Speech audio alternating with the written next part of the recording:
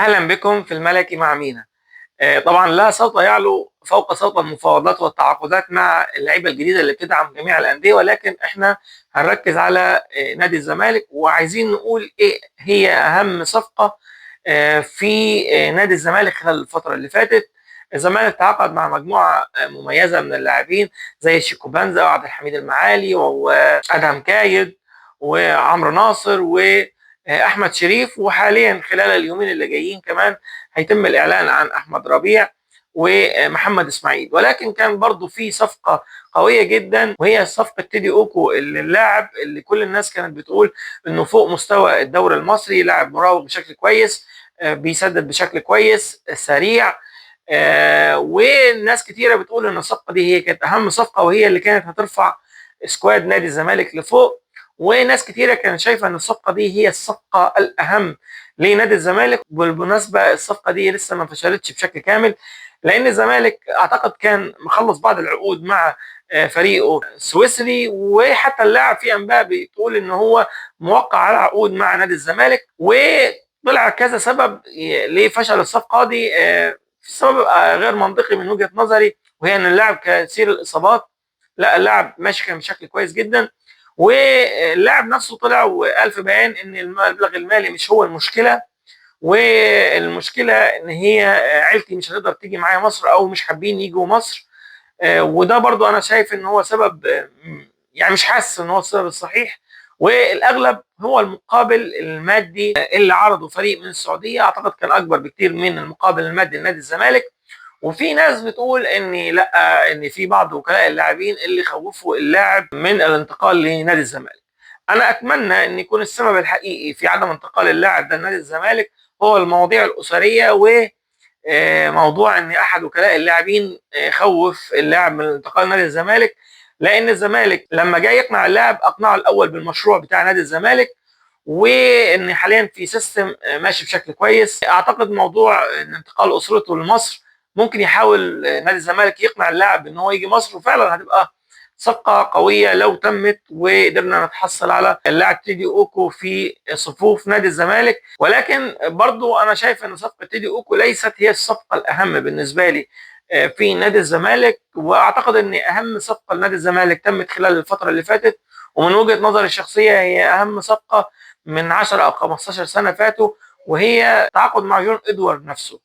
جون ادوارد، ليه بقول ان الصفقه دي هي الاهم؟ لان اي لاعب مهما كان قيمته الفنيه لو اتحط في مجموعه غير منظمه بشكل كويس، ممكن هو يكون كويس بس ما يقدرش ينجح مع الفرقه. ولكن دايما النظام والسيستم اللي بيتحط هو اللي بينجح المنظومه بدرجه نجاح اكبر من النتيجه المتوقعه لو الفرقه دي شغاله من غير سيستم. بمعنى ان سكواد نادي الزمالك ده لو ماشي بنسبه 60%، لمجرد انك تدخل واحد زي جون ادوارد في المنظومه ويحط اسس النادي ماشي عليها من الناحيه الفنيه ومن الناحيه الاداريه ومن الناحيه الماليه ومن ناحيه التعاقدات ومن ناحيه السكاوتنج، كل النواحي دي تخلي الفرقه تزيد من نسبه 60% لنسبه 80 و85%. والعين اللي جابت تيدي اوكو في نادي الزمالك تقدر تعوض اللاعب ده وتقدر تجيب لاعب زيه ولاعب احسن منه كمان. من وجهه نظر السيستم والنظام هي رقم واحد. اللي بيعمل الموضوع ده هو جون ادوارد نفسه. فالزمالك هو اوريدي تعاقد مع اهم فرد في المنظومه، اللي حط الرؤيه الفنيه بان هو ما يتمش اي تعاقدات الا لما يتعاقد مع مدير فني كويس وراتبه قليل. يعني حاليا الزمالك بيدي راتب لفيريرا $23,000، ده تقريبا 1/10 من الراتب اللي بيتقاضاه المدير الفني السابق للنادي الاهلي وهو قاعد في بيتهم. يعني هو في بيتهم حاليا بيجي له كل اول شهر من النادي الاهلي 220 ل 250 الف دولار بس، لمجرد ان هو وقع معاهم عقد عمل.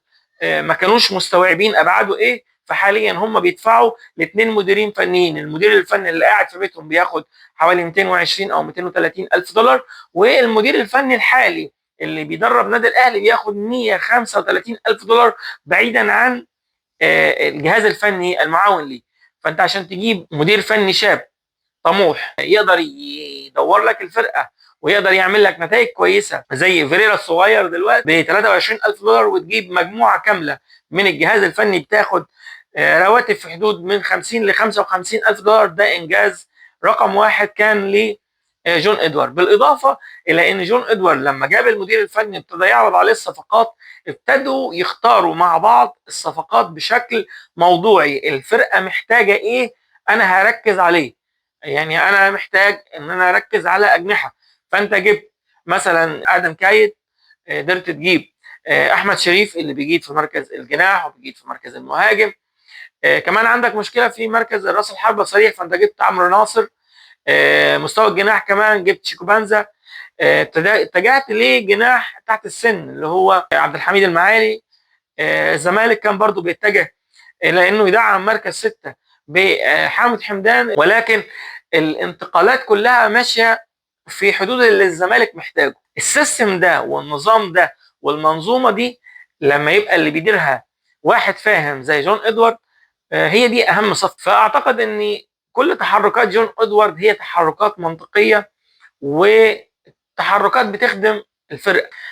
كمان انا عايز اقارن ما بين سكواد نادي الزمالك وبين سكواد نادي بيراميدز والنادي الاهلي. لو هنروح لسكواد نادي الزمالك، فالزمالك على مستوى حراسه المرمى ما فيش مشكله. على مستوى الباك الشمال اعتقد ان ما عندناش برضو مشكله وجود بنتايج لاعب ممتاز. وانا من انصار الناس اللي بتقول ان احمد فتوح يكفي ان هو يتغرم مليون جنيه ويتحول للتحقيق ويتحط تحت الميكروسكوب، لاني بعته حاليا في ظل المشكله اللي هو فيها مش احسن حاجه. ممكن ده يقلل من سعره وممكن يخلينا في سبيل ان احنا عايزين نبيع بسرعه نضطر نبيعه مثلا للبيراميدز، وانا مش عايز لاعب زي احمد فتوح يتباع جوه مصر. يعني انا اتمنى ان احمد فتوح يتباع في اعلى مستوى ليه ويتباع في الخليج، هيجيب مبلغ اكبر تقدر تستغله في انك تدعم باقي صفوف الفرقه. واعتقد ان ده اللي هيعمله جون ادوارد في خلال الفتره اللي جايه، انه هيتحط اللاعب بس تحت الميكروسكوب ونشوف ايه اللي هيحصل. هل اللاعب هينضبط ويبقى عندنا جبهه شمال مكتمله، ولا اللاعب لا لسه دماغه هتوديه في حتت بره الملعب مش جوه الملعب، فيتم عرضه للبيع ولكن في اعلى مستوى ليه. مستوى المساكين انا اعتقد الزمالك ما عندوش اي مشكله. الباك اليمين فيه مشكله لان اللاعب اللي موجود هو عمر جابر، واللاعب اللي بيشتغل كبديل ليه هو الزناري، والزناري مش مركزه قوي. فانا اتمنى ان الزمالك يروح لباك يمين محلي هو احمد عيد اللي هو لاعب الزمالك السابق، اللي انا برضو شايف ان من احد اخطاء مجالس الاداره السابقه ان هم سابوا لاعب زي كده، وصل انه لاعب معانا نهائي افريقيا ولاعب كان مستوى كويس بصراحه احمد عيد، وابتدى يتم استدعائه للمنتخب، فهو لاعب فعلا كويس. يعني احمد عيد من اللعيبه اللي خلينا اقول من احسن اثنين مثلا بيلعبوا في مركز الباك اليمين، فما فيش داعي ان انا اروح اجيب حد اجنبي يلعب في المركز. على مستوى خط الوسط الزمالك ماشي كويس، تدعيم في مركز 6 لو حامد حمدان جه هيقفل المركز ده تماما مع وجود دونجا ومحمود جهاد. احمد ربيع اعتقد برضو ممكن يلعب في مركز 6، اللاعب اللي خلاص شبه خلص مع نادي الزمالك. على مستوى الاجنحه اعتقد الزمالك محتاج جناح واحد تاني حتى على الاقل، بس يكون حد تقيل، او لو الجفالي انخرط خلاص في الفرقه فممكن نستنى المركز الجناح الشمال ده ليناير يعني. لكن لو الزمالك قدر يخلص مع جناح اجنبي دلوقتي ده هيبقى افضل الحلول يعني. بالاضافه الى مركز المهاجم، مركز المهاجم انا شايف ان لازم الجزيري يمشي. الجزيري لازم يمشي حتى لو الزمالك خسر فيه فلوس، لان الجزيري هو برضه واحد من اخطاء المجالس السابقه. يعني انا ما اعرفش اللي جدد مع الجزيري بالمبلغ اللي جدد بيه ده، اللاعب اجنبي سنه 30 سنه بتجدد معاه بمبلغ يقرب من 800 الف دولار لمده سنتين ونص. كارثه. كان لازم يتم الاستغناء عنه او يتم التسويق لبيعه او يتم انك تتعاقد معاه في رينج مثلا 200 الف دولار بالكثير جدا، علشان حتى لو ما انجزش تقدر تبيعه لاحد انديه تونس، لان الانديه التونسيه ما بتدفعش المبالغ الكبيره اللي بيدفعها الانديه المصريه، المليون دولار والمليون ونص والكلام ده. يعني هم مستحيل اي نادي مغربي او تونسي مثلا يشتري لاعب زي بن شرقي بمليون و800 الف زي ما الاهلي عمل. ما فيش عندهم المبالغ دي. اللاعب وصل سنه 30 سنه بالكتير قوي يشتروه مثلا 400 ولا 500 الف دولار، ما فيش اكتر من كده.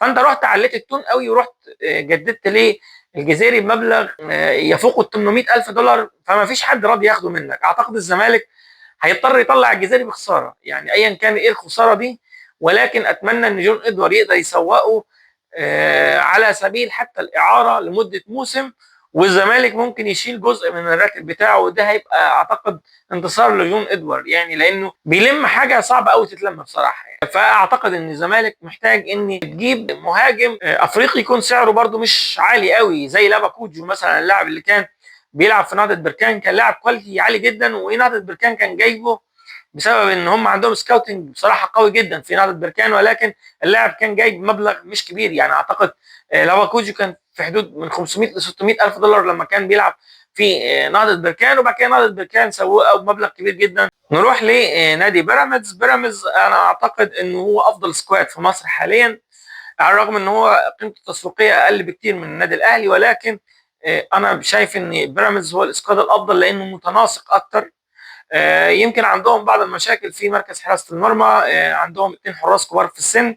مركز الباك الشمال محمد حمدي مستواه اضعف بكتير جدا من مثلا فتوح وبنتايج، وما عندوش بديل قوي ليه في مركز الباك الشمال. مركز الجناح الشمال عدم التجديد لاوجولا، وان ابراهيم عادل يطلع بيع نهائي. اعتقد ان هم مش هيعيروا زلاكا تاني، هيرجع زلاكا يلعب في نادي بيراميدز، بالاضافه الى ان المركز ده اكيد هيتم توظيف رمضان صبحي، ولكن زلاكا ورمضان صبحي اعتقد جبهه اضعف من اوجولا وابراهيم عادل في الجبهه دي، وبالطريقه دي هيسحب كمان خيار ان دايما يعني مدير الفني نادي بيراميدز كان ساعات بيخلي رمضان صبحي بيلعب كصانع لعب، بالطريقه دي هيضطر يوظفه مع زلاكا جناح الشمال، فانت هتخسر رمضان صبحي في مركز صناعه اللعب. اعتقد ان الموسم اللي جاي هيبقى فيه هزه شويه على مستوى سكواد نادي بيراميدز، اللي حاليا بيحاول يعوض بجناح عالمي، يعني جناح برازيلي حاليا شغالين عليه، بيتم التعاقد مع احد 2 لعيبه برازيليين، واحد منهم ينضم لنادي بيراميدز. لو قدر يجيبه هيبقى يعني ستف اوراقه بشكل كويس في مركز الجناح الشمال. وزي ما انا قلت برضو اعتقد ان بيراميدز هو افضل سكواد، ولكن بيراميدز ينقصه انه ما عندوش جماهير قويه تدعمه خلال الماتشات وتسخن اللعيبه كده. نقطه يعني ذو حدين، يعني ما عندوش ضغط جماهيري، ولكن برضو الجماهير مهمه. نادي بيراميدز منافس قوي دايما على البطولات حاليا بسبب الاستقرار الفني والاداري، وبرضو بيراميدز ماشي بسيستم كويس. بيراميدز يمتاز على النادي الاهلي في النقطه دي ان هو ماشي بسيستم، فخلينا نقول ان بيراميدز انا اعتقد ان هو الفريق الافضل حاليا في مصر الى هذه اللحظه يعني.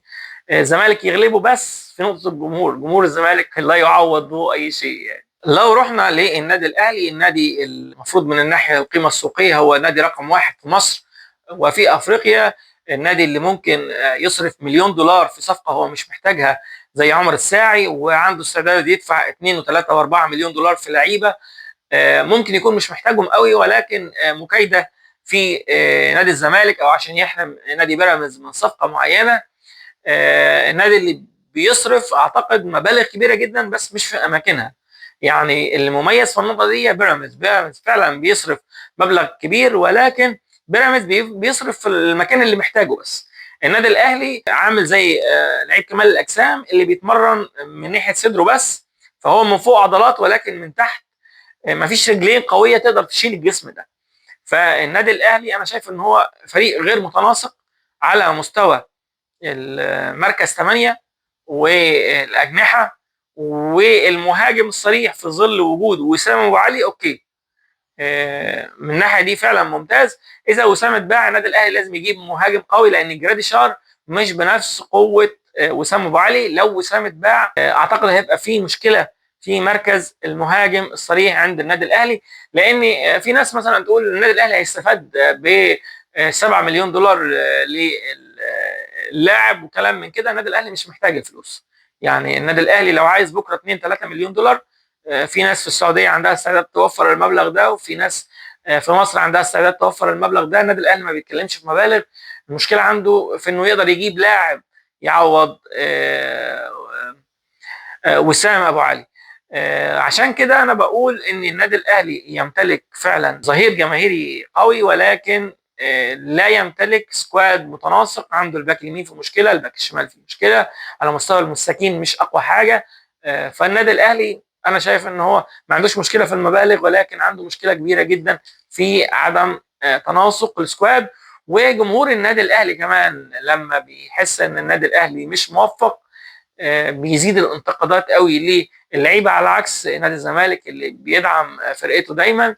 كمان النادي الاهلي عنده مشكله كبيره جدا، وهي مشكله ان الفرقه فيها معلمين كتير. يعني محمد الشناوي معلم، تريزيجيه معلم، زيزو معلم، وسام ابو علي معلم، امام عاشور معلم. فانت عندك معلمين كتير. ما كنتش تقدر تحكم الفرقه دي بمدير فني قوي، الفرقه هتفرط منك. وده اللي حصل مع الاهلي في بطوله كاس العالم للانديه، انه ما كانش عنده المدير الفني القوي اللي يقدر يسيطر على النجوم دي. عشان كده ظهر النادي الاهلي بالمستوى اللي ظهر بيه في كاس العالم للانديه وخرج اخر مجموعه. ليه حبيت اوضح ان كل سكواد عنده نقطه قوه ونقطه ضعف؟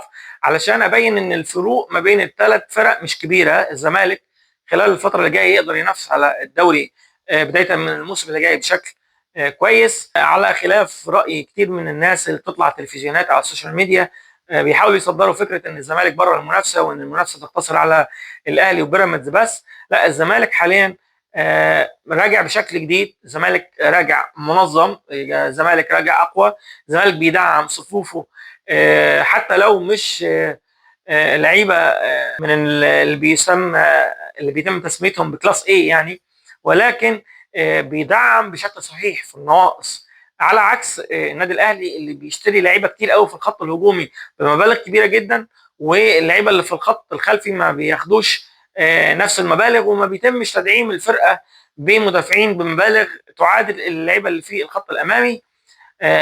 فالزمالك انا من وجهه نظري ماشي بسيستم افضل بكتير جدا من النادي الاهلي حاليا، اللي فيه شويه من العشوائيه ابتدت تبقى ظاهره، شويه من المشاكل اللي بتظهر ما بين اللعيبه نتيجه للفوارق الكبيره جدا في الرواتب. في لعيبه بتاخد 10 مليون وفي لاعب بياخد 150 مليون.